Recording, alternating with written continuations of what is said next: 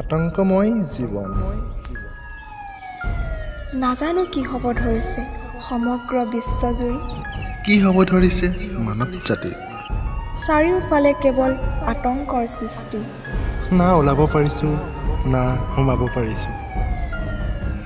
নিস্তব্ধ নিমাত, কি চহৰ কি নগৰ কি গাঁও, সকলো নিমাত।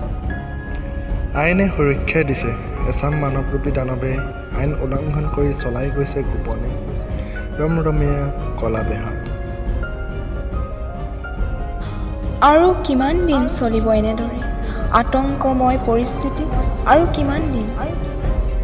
ঈশ্বৰ আজি ক'ত?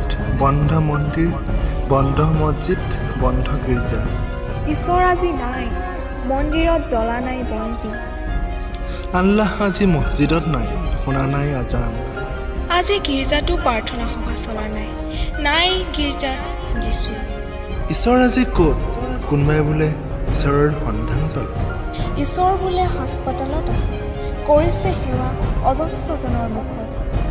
মুখত মাস্ক, হাতত গ্লভছ পিন্ধি আহিছে ঈশ্বৰ পৃথিৱী ধৰালৈ। কৰিছে আপ্ৰাণ চেষ্টা ভক্তগণক পুনৰ জীৱন্ত ৰূপ দিবলৈ। কৰোণা নিচিনা মহামাৰীৰ পৰা আতংকময় মানৱ জীৱনক ৰক্ষা কৰিবলৈ। কাবৌ কৰিছোঁ মোৰ মানৱ জাতি ভাইসকল।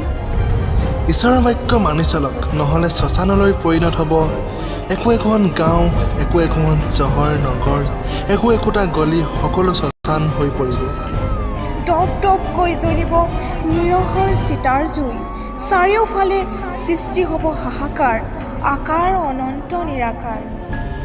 চাৰিওফালে সৃষ্টি মাথো আতংক আৰু ভয়াৱহ।